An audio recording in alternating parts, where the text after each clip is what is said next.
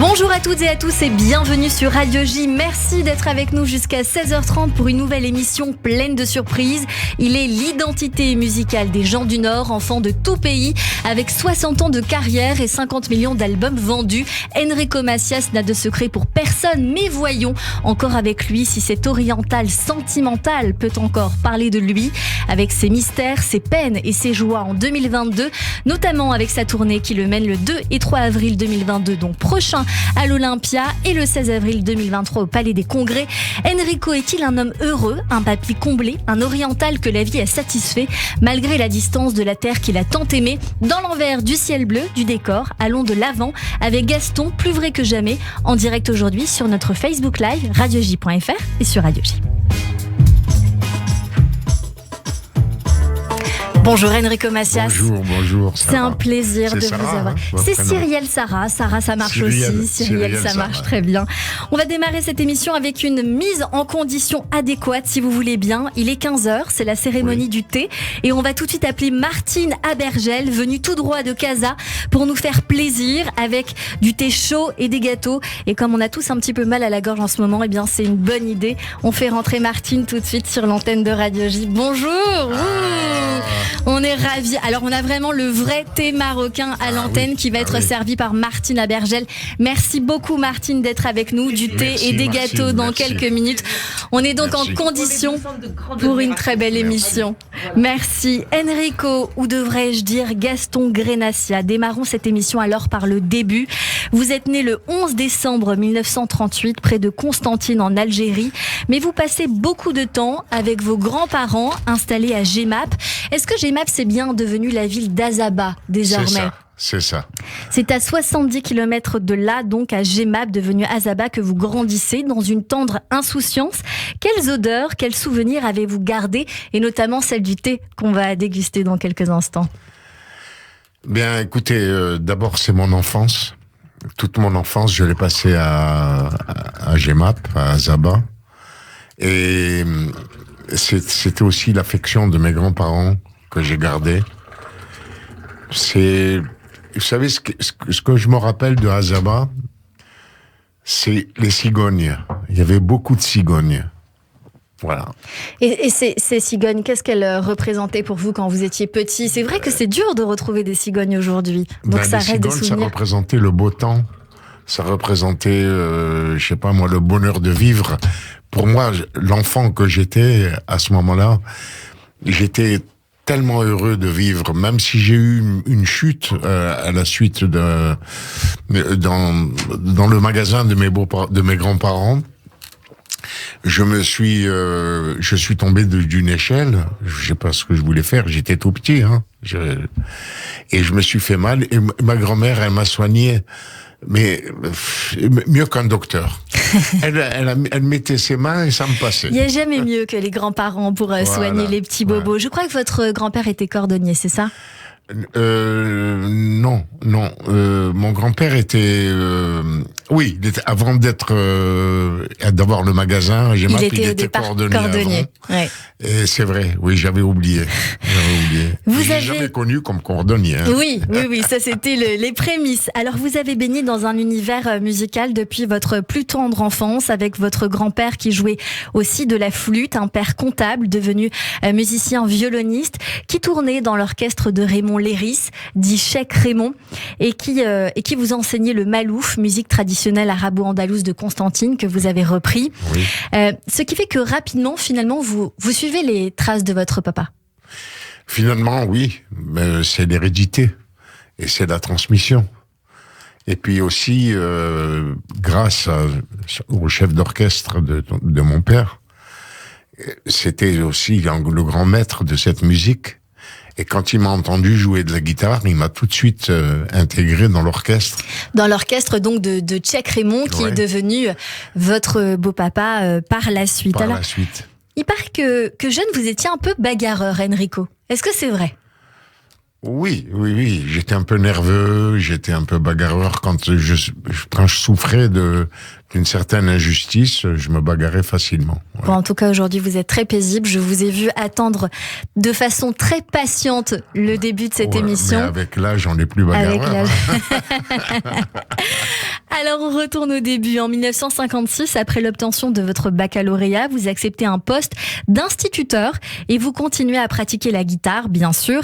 Et en juin 1961, un pays en pleine guerre d'indépendance, l'assassinat par le FLN de Raymond Léris fait basculer la vie de votre famille.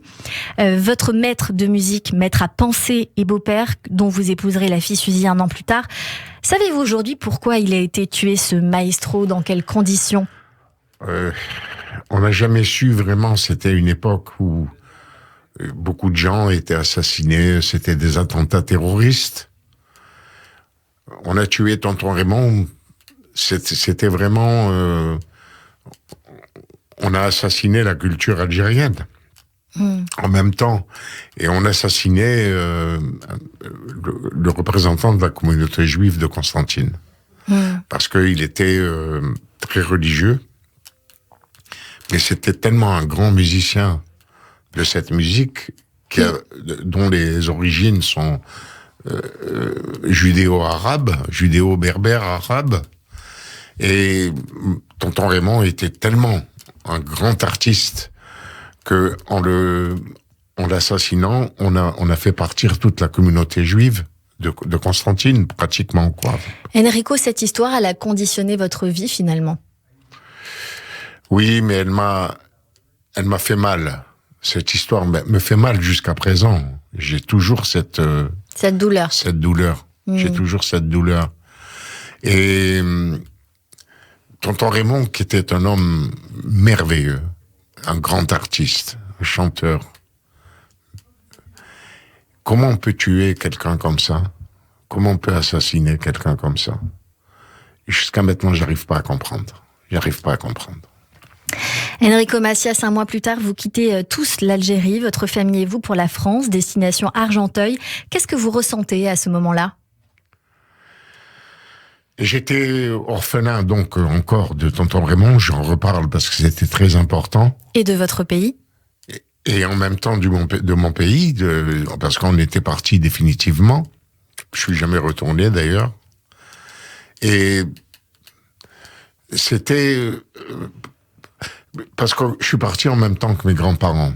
Mes grands-parents, c'était une première mort pour eux. Tandis que nous, les jeunes, on mélangeait le désespoir et aussi l'espoir de rencontrer une autre vie. Un petit peu comme si on allait en Amérique. Ouais. Pour nous, la France, c'était mythique, quoi, pour nous. Alors, on venait en France avec beaucoup dans des d'espoir. Conditions terribles, difficiles. L'espoir de ne plus rencontrer cette violence qui était quotidienne chez nous. Mais on avait cet espoir de jeunes qui cherchaient une autre vie, quoi. Ressusciter une autre vie. Et est-ce que justement la France a assouvi cette attente incroyable? Oui, dans la carrière que j'ai faite, oui, bien sûr. Mais de notre côté, on n'a pas été très bien reçus. Et moi, je ramais pour trouver des contrats dans les cabarets, parce que ma thérapie, ça a toujours été la musique. J'ai inventé un nouveau répertoire, à part la musique arabo-andalouse que j'avais arrêtée, que j'avais un peu continué avec mon papa, mais que c'était, avec mon père, c'était vraiment très difficile parce que je pensais qu'on trahissait tonton Raymond. Alors, j'étais pas tellement d'accord. Bon, après, j'ai compris qu'il fallait qu'il le fasse. Parce que on a réussi, dans notre nouvelle vie en France, de continuer nos traditions, notre façon de manger, et aussi notre musique. Et c'est mon père qui a continué l'œuvre de tonton Raymond. Alors à ce moment-là, vous êtes toujours Gaston Grenassia, petit juif de Constantine. Mais comment est-il finalement devenu le Tino Rossi des Pieds Noirs, comme on dit, puis une star populaire de la chanson française? Vous l'avez dit, de cabaret en cabaret, vous vous faites remarquer et puis vous assurez la première partie d'un concert de Gilbert Bécaud. Et alors, votre carrière démarre concrètement en 1962, un an après votre mariage avec Suzy, je crois. Oui. Exact. Et donc c'est là que tout démarre, vous êtes en France. Et je suis en France, je me suis marié en France, à Argenteuil. Et vous étiez déjà avec Suzy ou ça s'est fait après? Ah non, j'étais fiancé. Vous étiez fiancé en Algérie avec Suzy. Heureusement, tonton Raymond avait assisté à nos fiançailles, qui était un petit peu l'introduction avant le mariage, quoi. Oui. Voilà. Mais j'adorais Suzy. J'ai eu 2 thérapies. Mon amour pour Suzy pendant la guerre et la musique. Voilà. La musique que vous continuez à garder aujourd'hui, Enrico. Alors très vite, votre carrière prend un joli tournant avec le succès du titre Adieu mon pays qu'on est en train d'écouter, composé d'ailleurs lors de la traversée de la Méditerranée durant votre exil. Cette chanson, c'est la première, c'est la viscérale. Est-ce qu'elle vous touche toujours autant après toutes ces années comme elle nous touche toujours autant? Ben oui, quand on voit ce qui se passe dans le monde. Mon père m'avait dit un jour qu'il n'était pas tellement pour que je fasse une carrière, parce qu'il avait peur que je fasse comme lui, parce qu'il a beaucoup souffert. Il m'a dit, tu as écrit cette chanson, tu feras une grande carrière, parce que malheureusement, il y aura toujours des gens déplacés. Et regardez, maintenant en Ukraine, les gens vont partir de chez eux. Il y en a beaucoup déjà qui sont partis, et c'est la même histoire que moi. Très vite, justement, vous êtes invité de l'émission 5 colonnes à la une, consacrée aux rapatriés d'Algérie, appelés dorénavant les Pieds Noirs. Vous en devenez l'un des symboles. En 63, vous sortez donc votre premier album. Enrico Macias est né en même temps que l'enfant de tout pays. Et en pleine période yéyé, vous donnez votre premier concert à l'Olympia en 64. Vous enchaînez les titres couronnés de succès. Paris, tu m'as pris dans tes bras, Les filles de mon pays et tous les autres que l'on connaît. Vous êtes un artiste reconnu. Votre répertoire s'exporte à l'international. Et vous aimez qu'on dise que vous êtes un artiste ethnique, Enrico. Pas international, pas maghrébin, ethnique. Oui, parce que pourquoi ethnique? C'est plus qu'international. Parce que quand je vais chanter aux États-Unis, il y a des gens qui ont quitté aussi leur pays. Et donc, ce sont des ethnies qui viennent me voir parce qu'ils ont la même histoire que moi. Donc oui, je suis un chanteur ethnique. Vous sortez une 40aine d'albums, Enrico. Si on décortique l'ensemble de votre carrière, d'Enfant de tout pays en 63, à Paris, tu m'as pris dans tes bras, et tous les autres titres en 73, 75, comme Un rayon de soleil, Un homme a traversé la mer, Orange amère en 2003, jusqu'au dernier album Enrico Macias and All Orchestra en 2009. Vous vivez un petit tournant à un moment donné, on l'a dit, avec la musique que vous voyez d'abord de façon traditionnelle, pour faire plaisir, parce que vous êtes en France et qu'il faut s'adapter, notamment votre rencontre avec Dalida aussi, qui vous a donné votre chance, puisque vous avez chanté avec elle, c'était la première chanson que vous aviez chantée. Et puis vous avez pris ce tournant arabo-andalou à un moment donné. Oui, parce que ce sont mes racines. Ce sont mes racines et je ne les ai jamais quittées finalement. Quand on analyse le fond, Enrico Macias, il y a dans votre musique, comme dans votre livre d'ailleurs que j'ai lu, L'envers du ciel bleu, des bleus à l'âme, sous le sourire aux lèvres, les larmes, des blessures qui ne guériront jamais. Oui, certainement. Il y a cette nostalgie en vous. Pourquoi vous n'essayez pas encore de partir en Algérie? Je sais que c'est votre rêve le plus profond, que ça a été difficile par 3 fois. C'est pas moi qui n'essaye pas. C'est-à-dire qu'à chaque fois que ça s'est présenté, dont l'invitation du président algérien Bouteflika, et à chaque fois, il y a eu marche arrière, il y a eu un rejet de mon retour. Est-ce que vous pensez que tant que vous n'aurez pas remis les pieds dans ce pays, la blessure ne partira pas? C'est certain. C'est certain, la blessure est toujours vivace. savez, sa terre natale, ça compte pour un être humain. Et tant que je ne retournerai pas, je serai un déplacé. Josia, votre fille qui ressemble étrangement à Suzy, il me semble, d'après les photos que j'ai pu voir, dites-vous que la mélancolie, vous la chassez par un rire. Dans ces cas-là, il est très drôle, très généreux, aime partager. Avec nous, c'est le patriarche qui ne flanche pas. Vous êtes fort, Enrico, vous jouez les durs. Je joue pas les durs. Je ne joue pas les durs. Je suis fort, mais aussi avec beaucoup de faiblesse et beaucoup je suis victime d'agressions de l'extérieur, sûrement. Mais je suis fort parce que j'ai toujours de l'espoir que tout s'arrange. J'ai toujours. Oui, vous gardez ce côté toujours très optimiste, même dans les difficultés de la vie, de manière générale, même en politique. Vous gardez toujours ce côté. Voilà, je pense qu'il y aura la paix. D'ailleurs, vous avez été messager de la paix, il me semble. Oui, c'est vrai que je chante la paix, c'est mon désir le plus cher. Mais il y a des périodes comme en ce moment où je suis bouleversé et déçu que mon désir de paix n'est pas encore là. Mais ça viendra, j'espère. Ça viendra. Dans votre livre « L'envers du ciel bleu », vous vous adressez beaucoup à vos petits-enfants que vous avez coécrit avec Mohamed Sifawi. Je tiens à dire que ce livre est merveilleux, vraiment bien écrit. C'est avec... L'envers du ciel bleu, c'est pas avec Mohamed Sifawi ? Non, j'ai jamais encore écrit avec lui. Ok. J'ai jamais encore écrit. Attendez, je vais vous dire avec qui. Alors dites-moi avec qui vous avez écrit. En tout cas, ce livre est vraiment merveilleux parce qu'il nous plonge dans votre histoire, mais aussi dans la nôtre. Qu'est-ce qui était le plus important pour vous de dire dans ce livre, Enrico Macias, si bien écrit et décrit ? Je m'excuse, je regardais. C'est Bertrand Dical. Bertrand Dical, très bien. Voilà. Alors dites-moi, qu'est-ce qui était le plus important pour vous de dire dans ce livre ? Ce que j'ai dit dans ce livre ne vaut pas ce que j'ai dit dans mes chansons. Parce que ce sont mes chansons que j'ai exprimé tout ce que je ressentais vraiment. Mais là aussi, le message que j'ai voulu faire passer, c'est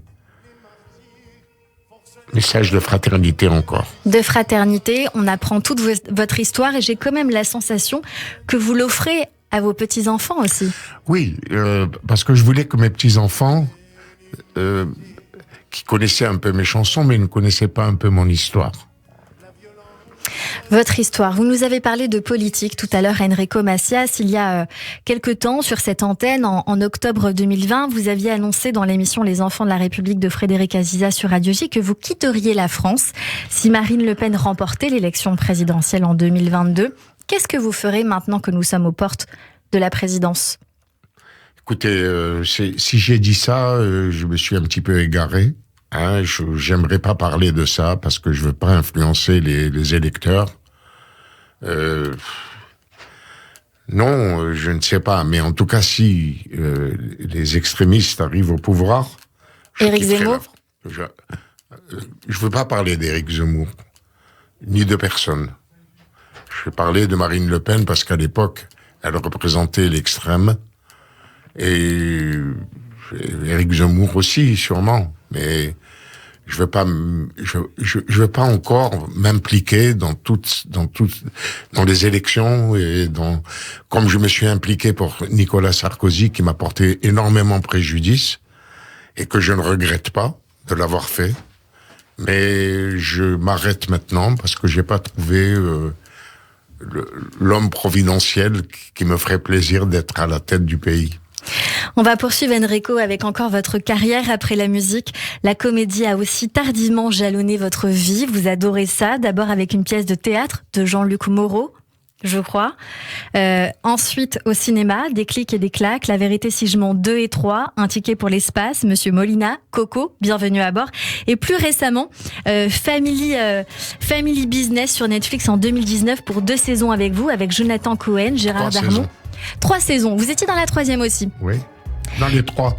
Dans les 3. Et bien voilà, j'ai raté la 3e, je suis vilaine. C'est donc la jeunesse retrouvée pour vous, ce genre de série?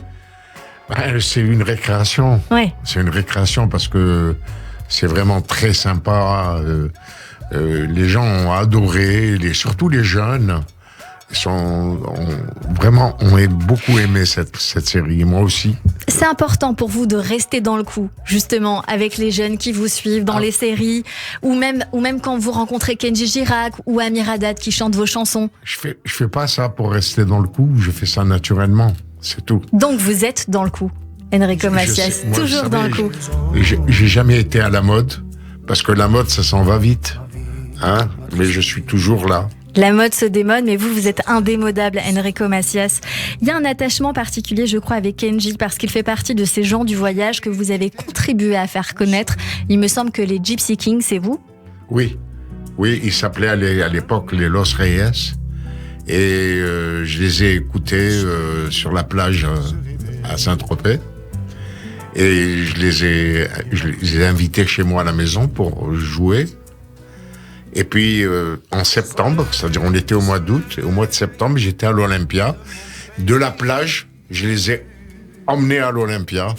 Et ils ont fait un tel tabac qu'ils ont été connus après dans le monde entier. Et qu'aujourd'hui, c'est ce que c'est aujourd'hui. Il y a quelqu'un d'autre que vous inspirez qui n'est plus dans le coup pour le coup, mais qui commence à refaire un peu surface. Vous le savez, c'est la méga star américaine des années 2000, Britney Spears, qui s'est même affichée en petite tenue, en shorty, sur une musique de vous. C'est quand même incroyable. Elle l'avait déjà mise dans sa piscine il y a 3 ans. Là, c'était le mois dernier. Il s'avère que vous seriez bien dans la playlist de Britney. Écoutez, moi, je l'ai jamais connue encore. Je l'ai jamais connue. Et j'étais surpris de voir qu'une artiste comme Britney Spears, qui est dans le coup... Hein? Plus trop. Ah bon? Un peu moins qu'avant. Dans le coup. C'est grâce à vous qu'on en parle. Ah oui, c'est grâce à moi qu'on en parle maintenant encore. Elle est dans le coup. Enfin là, moi, je vais vous dire la vérité, j'étais surpris, autant que beaucoup de gens, de voir que Britney Spears s'intéressait à mon répertoire, dont la femme de mon ami, en plus, voilà. La femme de mon ami, oui, tout à fait. Et c'est une chanson que vous aviez chantée pour la femme de votre ami. Oui, mais ça, c'est de l'imagination. C'est de l'imagination. Et vous continuez d'inspirer toujours Enrico. Vous connaissez, je crois, le trio des aristos de la belle vie, des DJ parisiens qui revisitent en studio l'âge d'or de la chanson française à travers des versions étonnantes et actuelles. Ils vous adorent et il y a quelques semaines, ils vous ont rendu hommage en revisitant votre grand succès en 65, Les filles de mon pays. On écoute un petit bout. Ah, c'est gentil.